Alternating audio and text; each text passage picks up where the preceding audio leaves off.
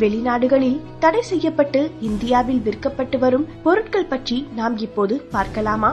Life பாய் soap. உங்களுக்கு ஒன்று தெரியுமா? நாம் பயன்படுத்தும் லைஃப் பாய் சோப்புகள் வெளிநாடுகளில் சருமத்திற்கு மிகவும் தீ விளைவிக்க கூடியது என்று தடை செய்யப்பட்டுவிட்டது. மேலும் இது வெளிநாடுகளில் ஒரு சில மிருகங்களை சுத்தம் செய்ய பயன்படுத்தப்பட்டு வருகிறது என்பதுதான் குறிப்பிடத்தக்க ஒரு விஷயம்.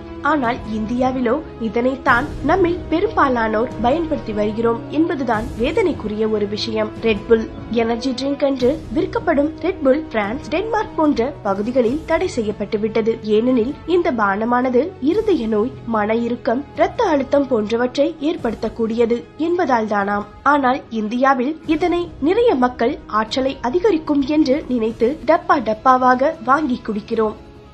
டிஸ்பிரின். இந்தியாவில் விற்கப்படும் வலி நிவாரணி மாத்திரைகளில் ஒன்றுதான் டிஸ்பிரின் என்னும் ஆஸ்பிரின். இதனை பெரும்பாலான வீடுகளில் காணலாம். ஆனால் இந்த மாத்திரை வெளிநாடுகளில் தடை செய்யப்பட்டு விட்டது. ஏனெனில் இதனால் உடல் நலம் மிகவும் மோசமாக பாதிக்கப்படுகிறது. ஆனால் இந்தியாவிலோ இது இன்னும் விற்கப்படுகிறது. ஜெல்லி மிட்டாய். இந்த வகையான மிட்டாய்கள் அமெரிக்கா, கனடா மற்றும் ஆஸ்திரேலியா போன்ற நாடுகளில் இருந்து இறக்குமதி செய்யப்படுவதில்லை. ஏனெனில் அங்கு இந்த வகை மிட்டாய்கள் தடை செய்யப்பட்டு விட்டது.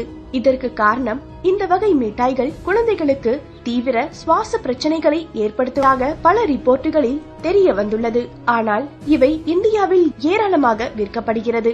Kinder Joy chocolate. இந்தியாவில் குழந்தைகள் கிண்டர் ஜாய் சாக்லேட்டை தான் அதிகம் விரும்பி சாப்பிடுவார்கள்.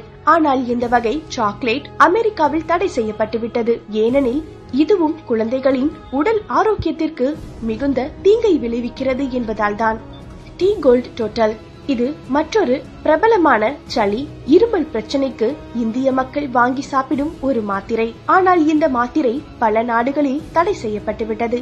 ஏனெனில் இது சிறுநீரக பிரச்சனைகளை ஏற்படுத்தும் என்பதால் தான்.